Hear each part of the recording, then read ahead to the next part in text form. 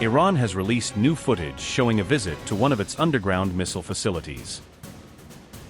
The footage features two senior Iranian commanders visiting a hidden missile site before their deaths. The video was released as tensions between Iran and the United States continue to rise.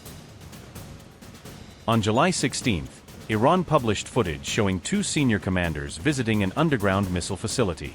The video was released through Iranian state media. The footage shows IRGC Aerospace Force Commander Amir Hajizadeh and Missile Force Commander Mohammad Bagheri.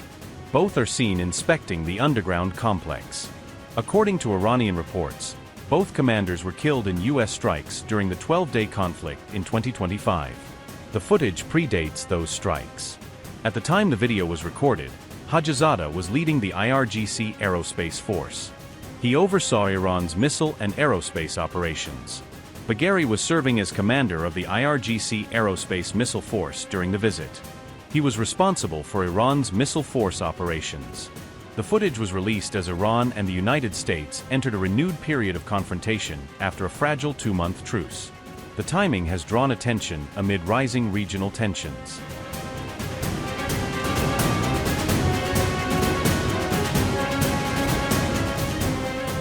Iran's lead negotiator delivered a stern warning to Donald Trump as tensions between Tehran and Washington climbed to their highest level yet.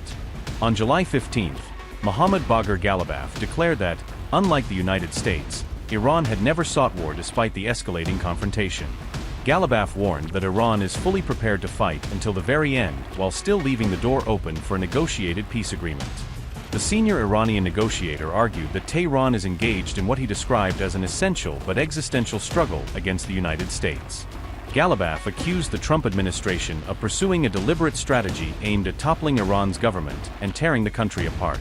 The Iranian parliament speaker also lashed out at Washington, accusing America of repeatedly violating the terms of the Memorandum of Understanding. Ghalibaf warned that Iran would no longer remain committed to the agreement if it delivered no meaningful benefit to Tehran. He further cautioned that any attempt to undermine the Memorandum of Understanding would invite a firm and uncompromising response from Iran. Iran's parliament speaker said, and I quote, "We have never welcomed war and do not, but we must always be ready to fight and stand to the end to safeguard our national security and interests. Separating and choosing either negotiation or war as the only solution is a strategic error." End quote. The Iranian official went on to claim that Tehran now believes it is edging closer to a decisive victory over the United States. Iran's parliament speaker said, and I quote, "Know that we will stand by our word. We have pledged our lives to defend this country. Know that by the grace of God, the victory of dear Iran is near and your historic resistance will endure. Have faith that your suppressed resentments and this unparalleled unity of each and every Iranian nation on the battlefield will guarantee our victory. Not only are we not afraid of threats and war with the enemy, but under the guidance of the supreme leader of the revolution, we will give a decisive response to these crimes to the criminal enemy." End quote. Iran's foreign ministry also made it clear that Tehran will honor the Memorandum of Understanding only if the United States fully upholds its own commitments. Since the beginning, we have said commitment in return for commitment, meaning we fulfill our commitments as long as the other side honors theirs. The other side violated its commitments, and we, too, refrain from fulfilling ours wherever necessary. As we continue, it is the same path. It doesn't matter if we say it exists or doesn't exist. An agreement is not a strange thing. It's just a collection of reciprocal commitments. I use the term turned into pieces, and Mr. Garibabadi used the term destroyed. The reason is that the other side has begun breaking promises from the beginning of the first paragraph. And our hands are not tied. Our armed forces respond to the aggression of the U.S.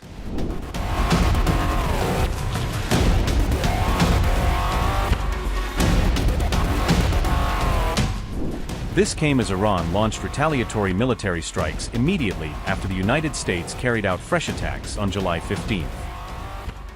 On July 15th, the United States launched a rare wave of broad daylight airstrikes against targets inside Iran, marking a dramatic escalation in the conflict. The U.S. Central Command claimed the 90-minute barrage was aimed exclusively at Iranian military installations across multiple locations. CENTCOM initially insisted that only military facilities were struck, but videos circulating online quickly fueled questions over that narrative. In Iran's Chabahar, a marine control tower was reportedly hit during the July 15 strikes, raising fresh concerns over the scope of the operation. Iran also alleged that a civilian wheat storage facility in Hajizadeh was struck a day earlier, accusing Washington of targeting non-military infrastructure. However, the U.S. Central Command flatly rejected Iran's accusations, maintaining that every strike was directed solely at legitimate military objectives. CENTCOM said, and I quote, "Claim, Iranian state media claims that U.S. forces struck a civilian wheat storage facility in Hajizadeh on July 14th. This is false. Truth, on July 14th, U.S. forces hit Iranian military targets in Bandar Abbas, Khormaj, Awaz, Keshem, Tun, Bushehr, and Kui stacked to degrade Iran's ability to attack commercial shipping in the Strait of Hormuz. Meanwhile, Iran has targeted innocent civilians transiting the strait and in neighboring Gulf countries." End quote. Meanwhile, U.S. President Donald Trump warned that additional American strikes against Iran would continue if the situation escalates further.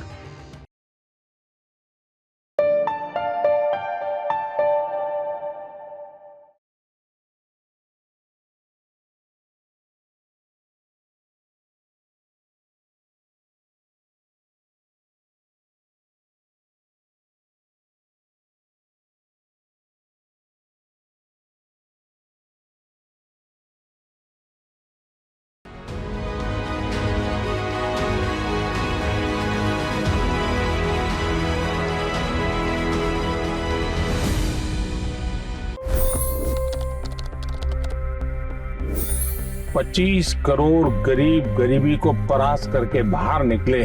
For the good of our nation, let's work together and let's truly make America great again. The fastest news breaks. Requested PM saying that look, you'll have to speak to Putin and to Zelensky. The biggest newsmakers. The relationship with India is probably the most important bilateral relationship the U.S. will have for the rest of this century. The capital delivered quite an election result today. Expert analysis. The million-dollar question today is how to stop this dance of death. Ground reports. I'm standing at the crossroad of the Kumbh Mela. Behind me are more than 100 entry ghats. Long-form interviews. Exclusionary politics is reflected in Manipur case as well. You don't bother because this is a small state. Have you ever wondered what happens when a banking dynasty meets tides of world history, intrigue, and a dash of myth? Why exactly did the US topple the Sheikh Hasina government? HD videos.